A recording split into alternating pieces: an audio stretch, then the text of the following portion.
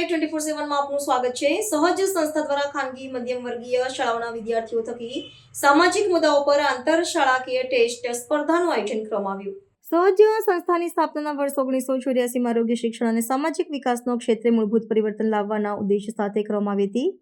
સંસ્થા હંમેશા હાસ્યમાં ધકેલાયેલા અને વંચિત સમુદાયો સાથે કામ કરી તેમના જીવન અને સામાજિક પ્રક્રિયાઓમાં સકારાત્મક બદલાવ લાવવાનો પ્રયાસ કરતી હોય છે। હાલ સહજ વડોદરા શહેરના ત્રિસ્લમ વિસ્તારો તથા પાદરાના 3 ગામોમાં બાળકિશોરો, કિશોર કિશોરીઓ, યુવાનો અને મહિલાઓ સાથે વિવિધ સામાજિક મુદ્દાઓ પર સતત કાર્ય કરી રહી છે। કિશોરીઓના સર્વાંગીણ વિકાસ આધારિત પ્રોજેક્ટ અંતર્ગત છેલ્લા 3 વર્ષથી સહજ વડોદરાની 6 ખાનગી શાળાઓમાં કિશોર કિશોરીઓ સાથે તેમના અધિકારો, નૈતિક મૂલ્યો, જીવન કૌશલ્ય, પોષણ, સ્વાસ્થ્ય સંબંધો તથા સામાજિક જવાબદારી જેવા મહત્વના વિષયો પર જાગૃતિ લાવવાનું કાર્ય કરી રહી છે। આ પ્રક્રિયામાં કિશોર કિશોરીએ પ્રાપ્ત કરેલી સમજણ તેઓ કેવી રીતે પોતાની અભિવ્યક્તિ અને જીવનમાં ઉતારે છે તે જાણવા માટે સહજ દ્વારા આંતરશાળાકીય નાટક સ્પર્ધાનું આયોજન કરવામાં આવ્યું હતું। આ સ્પર્ધામાં 11 થી 19 વર્ષની વયના વિદ્યાર્થીઓ દ્વારા કુલ 15 નાટકો ભજવવામાં આવ્યા હતા, જેમાંથી જજીસ પેનલ દ્વારા શ્રેષ્ઠ નાટકોની પસંદગી કરવામાં આવી હતી અને વિજેતાઓને સન્માનિત કરવામાં આવ્યા હતા।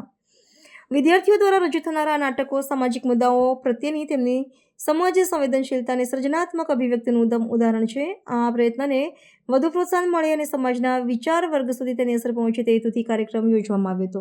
આજે અહીંયા ગોત્રી ગાયત્રી વિદ્યાલયમાં આપણે બધા ઉપસ્થિત છીએ।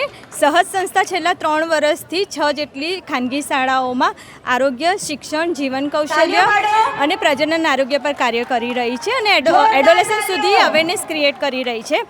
એ અવેરનેસથી બાળકો શું સમજી રહ્યા છે, એવા એમના જીવનમાં તેઓ કેવી રીતે ઉતારી રહ્યા છે તે એક નાનકડા નાટક દ્વારા તે લોકો રજૂઆત કરી રહ્યા છે ને એક કોમ્પિટિશન મોડમાં છે જેનું નામ છે નવી ઉર્જા પ્રયોગિતા।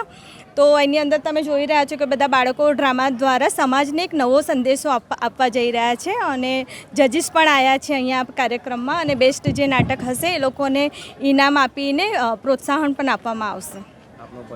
હું ભાવના રાજપૂત, સહજ NGOમાંથી।